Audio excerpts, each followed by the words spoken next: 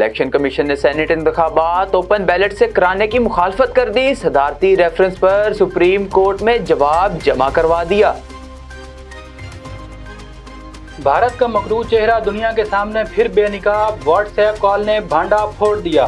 پلوامہ حملے میں اپنے فوجی خود مروائے. انڈین میڈیا بھی سچ چھپانے میں ناکام. ملائیشیا میں PIA طیارے کو قبضے میں لینے کے معاملے میں نیا موڑ آ گیا. لیز پر حاصل کردہ جہاز کی کمپنی کا مالک اور ڈائریکٹر بھارتی نکلے. وزیر خارجہ شاہ محمود قریشی نے نئی امریکی انتظامیہ سے مسئلہ کشمیر کے حل میں کردار ادا کرنے کی امید لگا لی. صوبائی وزیر توانائی ڈاکٹر اختر ملک کہتے ہیں حکومت ملک کو ترقی کی راہ پر گامزن کرنے کی پالیسی پر عمل پیرا ہے. مریم نواز نے احتساب کو انتقام قرار دے دیا. نون لیگ کی رہنما کہتی ہیں مخالفین نواز شریف کو پھانسنے چلے تھے, براڈ شیٹ ان کے گلے پڑ گیا. PDM اتحاد میں ایک اور شگاف پڑ گیا. بلاول بھٹو کا الیکشن کمیشن کے باہر احتجاج میں شرکت نہ کرنے کا فیصلہ. جماعت اسلامی کے نائب امیر لیاقت بلوچ کہتے ہیں ملک میں مہنگائی بڑھ گئی, حکمران سادگی اپنائیں. ڈپٹی کمشنر خانیوال آغا ظہیر عباس شرازی نے پاکستان بیت المال کے تحت مستحقین کے لیے کیے جانے والے اقدامات قابل تحسین قرار دے دیے. اقوام متحدہ کے سیکرٹری جنرل کہتے ہیں کورونا وبا سے نمٹنے کے لیے عالمی سطح پر مربوط کوششیں نہیں کی گئیں.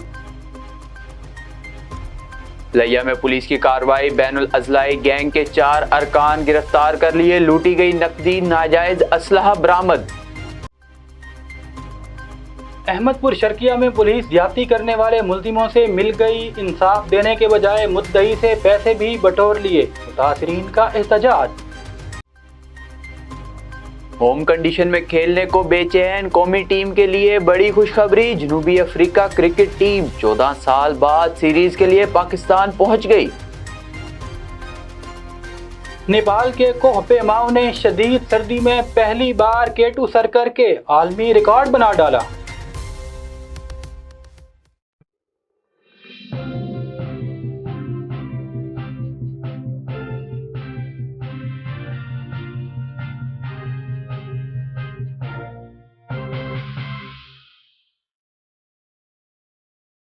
This news bulletin is sponsored by Shama Banaspati and Cooking Oil, Wiz Wash, Gulistan Property Marketing, SM Foods, and Volca Foods International.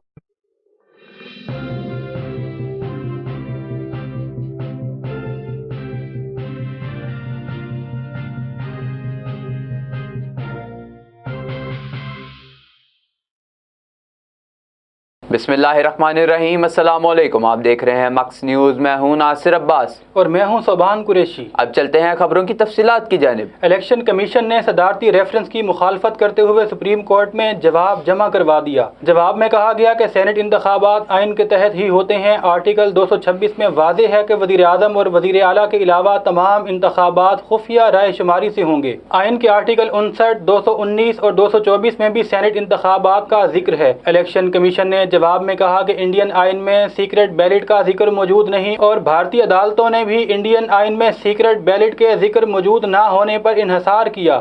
علاوہ ازیں جماعت اسلامی نے بھی سینٹ انتخابات سے متعلق صدارتی ریفرنس کی مخالفت کرتے ہوئے سپریم کورٹ سے صدارتی ریفرنس کا جواب دینے کے بجائے واپس بھیجنے کی درخواست کر دی. بھارت کا مکروہ چہرہ ایک بار پھر بے نقاب ہو گیا. جبکہ پلوامہ حملے پر پاکستان کا موقف سچ ثابت ہو گیا. پلوامہ اور بالاکوٹ حملے کی سچائی سامنے آ گئی. واضح رہے کہ پاکستان پلوامہ حملے کو سازش قرار دے چکا ہے.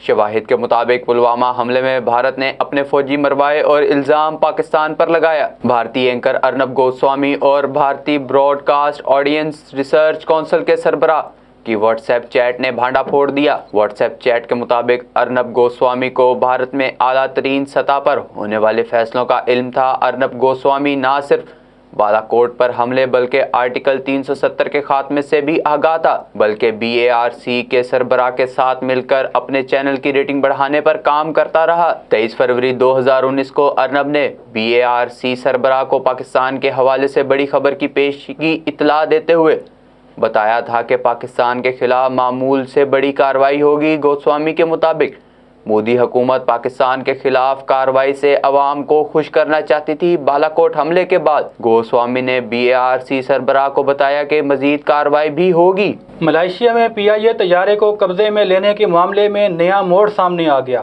لیز پر لیے گئے طیارے کی کمپنی کا مالک اور ڈائریکٹر بھارتی نکلے۔ پری گرائن کمپنی کا دفتر دبئی میں قائم ہے۔ ترجمان PIA کے مطابق PIA کا اٹارنی کوالالمپور میں موجود ہے، جبکہ طیارے کے کیس سے متعلق تمام دستاویزات ملائیشیا کو ارسال کر دی گئی ہیں۔ ذرائع کے مطابق PIA انتظامیہ اس حوالے سے بھی معاملے کو دیکھ رہی ہے۔ PIA حکام کو حیرانی ہے کہ جب معاملہ قانون کے مطابق چل رہا تھا تو کمپنی نے یہ اقدامات کیوں اٹھائے۔ وزیر خارجہ شاہ محمود قریشی کا کہنا ہے کہ امریکہ میں نئی انتظامیہ آنے والی ہے۔ امید ہے نئی انتظامیہ مسئلہ کشمیر پر اپنا کردار ادا کرے گی۔ ہمارے نمائندے عمران شہزاد کے مطابق ملتان میں میڈیا سے گفتگو کرتے ہوئے وزیر خارجہ کا کہنا تھا کہ بھارت تاثر دیتا آیا ہے کہ مقبوضہ کشمیر کے حالات معمول پر آ گئے، مگر آج بھی ہزاروں کشمیری جیل میں ہیں۔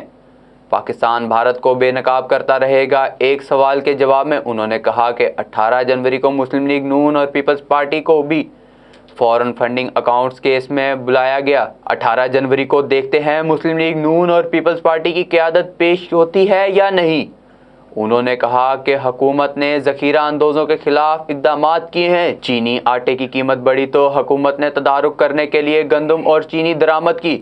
براڈ شیٹ سے متعلق شاہ محمود قریشی کا کہنا تھا کہ براڈ شیٹ سے متعلق وزیر اعظم عمران خان نے کمیٹی قائم کر دی ہے۔ صوبائی وزیر توانائی ڈاکٹر اختر ملک نے کہا ہے کہ تحریک انصاف کی حکومت وزیر اعظم عمران خان اور وزیر اعلیٰ عثمان بزدار کی قیادت میں ملک کو ترقی کی راہ پر گامزن کرنے کی پالیسی پر عمل پیرا ہے۔ انہوں نے کہا کہ ہم زبانی جمع خرچ کے بجائے عملی کاموں پر یقین رکھتے ہیں، جس کا بڑا ثبوت ملتان میں بنیادی سہولیات کے شروع ہونے والے میگا پروجیکٹس ہیں۔ ہمارے نمائندے عمران شہزاد کے مطابق وہاڑی روڈ کے قریب موضع بھینی میں سیوریج منصوبے کی افتتاحی تقریب سے خطاب کرتے ہوئے ڈاکٹر اختر ملک نے کہا کہ 30 کروڑ روپے کی خطیر لاگت سے ایسے علاقے جہاں پہلے سیوریج کی سہولیات میسر نہیں، ان علاقوں کو ترجیحی بنیادوں پر نکاسی آب کی سہولت فراہم کی جا رہی ہے۔ اس موقع پر MD واسا ناصر اقبال نے انہیں سیوریج منصوبے بارے بریفنگ بھی دی۔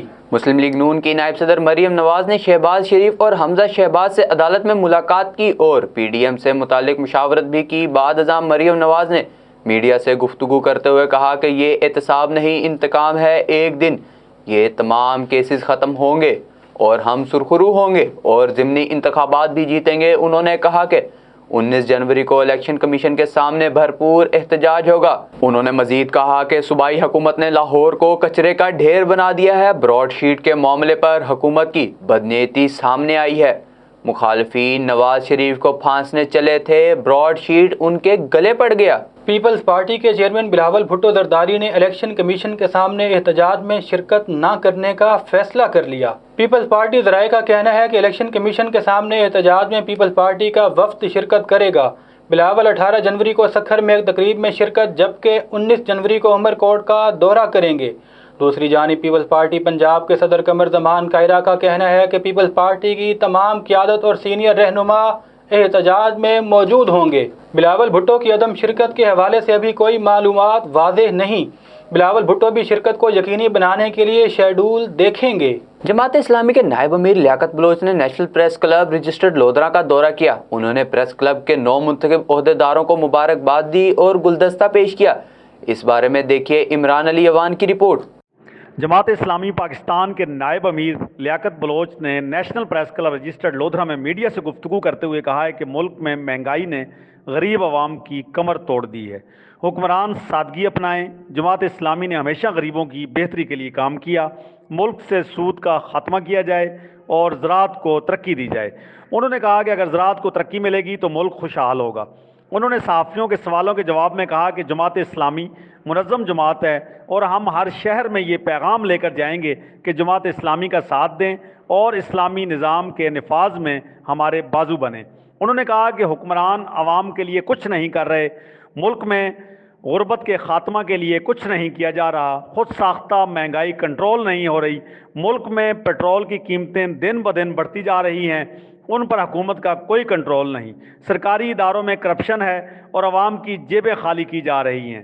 انہوں نے کہا کہ اگر جماعت اسلامی اقتدار میں آئی تو عوام کی بہتری کے لیے کام کیا جائے گا، عوام کو ریلیف ملے گا، ملک سے مہنگائی کا خاتمہ ہوگا اور زراعت کو ترقی ملے گی۔ لیاقت بلوچ نے نیشنل پریس کلب لودھرا کے 9 منتخب عہدیداران کو مبارکباد دی اور گلدستہ پیش کیا۔ اس موقع پر امیر جنوبی پنجاب جماعت اسلامی راؤ ظفر اقبال، ضلعی امیر ڈاکٹر طاہر احمد چودھری، عرفان حفیظ، رانا ظہور احمد، راؤ محمد اختر سمیت national press club registered Lodhra کے عہدیداران رانا عبدالحنان، راؤ رونق علی خان، ماہر وقار احمد، حبیب اللہ خان بلوچ، رانا عمر دراز اور جماعت اسلامی کے عہدیداران نے شرکت کی۔ عمران علی عوان، نمائندہ mix news Lodhran. Deputy commissioner Khanewal Agha Zaheer Abbas Shirazi سے منیجنگ ڈائریکٹر پاکستان بیت المال اون عباس بپی نے ممبر بیت المال پنجاب شیخ فروخ زبیر، جاوید خان لغاری اور دیگر پی ٹی آئی عہدیداران کے ہمراہ ملاقات کی۔ ضلعی ترجمان کے مطابق ڈپٹی کمشنر آغا ظہیر عباس شرازی نے اس موقع پر گفتگو کرتے ہوئے کہا کہ پاکستان بیت المال مستحقین کی مدد کے لیے جو اقدامات کر رہا ہے وہ قابل ستائش ہیں۔ ایم ڈی پاکستان بیت المال اون عباس بپی نے بتایا کہ پاکستان بیت المال کینسر کے مریضوں کے علاج، معالجہ اور معذور افراد کو ویل چیئر فراہم کرنے کے ساتھ مستحق ذہین طلباء و طالبات، بیمار افراد اور معذور افراد کی مالی امداد کا سلسلہ تسلسل کے ساتھ جاری رکھے ہوئے ہے۔ کئی ممالک میں کورونا ویکسینیشن کی مہم جاری ہونے کے باوجود دنیا کورونا سے ہونے والی ہلاکتوں کی تعداد 20 لاکھ سے تجاوز کر گئی ہے، جس کا ذمہ دار اقوام متحدہ کے سیکرٹری جنرل نے عالمی سطح پر مربوط کوششوں کی عدم موجودگی کو قرار دیا ہے۔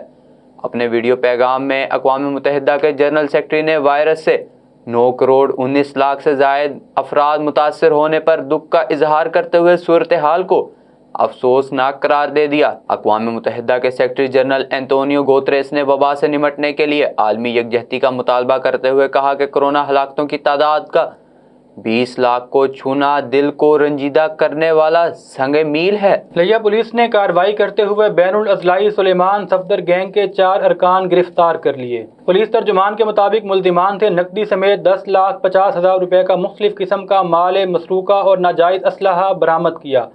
گرفتار ملزمان میں سلیمان صفدر، شعیب، محی الدین اور ہارون چوری ڈکیتی کی متعدد وارداتوں میں ملوث ہیں۔ ڈی پی او سید ندیم عباس نے تفتیشی ٹیم کے لیے انعامات اور تعریفی اسناد کا اعلان کیا ہے۔ احمد پور شرقیہ کے نواحی علاقے ہتیجی میں پولیس ملزمان کے ساتھ مل گئی۔ 12 سالہ بچی سے زیادتی کے مقدمے کے لیے متاثرین سے 30,000 لیے بعد ازاں۔ ملزمان سے بھی ساز باز کر کے مقدمے میں بچی کی عمر غلط لکھی، جبکہ ایف آئی آر میں وقوع کا اندراج بھی ٹھیک نہیں کیا۔ ہمارے نمائندے محمد ساجد کے مطابق متاثرین نے احتجاج کرتے ہوئے کہا کہ تفتیشی افسر لیاقت ہم سے مزید پیسے مانگ رہا ہے اور صلح کے لیے دباؤ ڈال رہا ہے۔ انہوں نے اعلیٰ حکام سے نوٹس لے کر فوری انصاف کا مطالبہ کیا ہے۔ جنوبی افریقہ کی کرکٹ ٹیم 14 سال کے طویل وقفے کے بعد سیریز کھیلنے پاکستان پہنچ گئی۔ جنوبی افریقہ کا 38 رکنی اسکواڈ خصوصی پرواز کے ذریعے کراچی پہنچا۔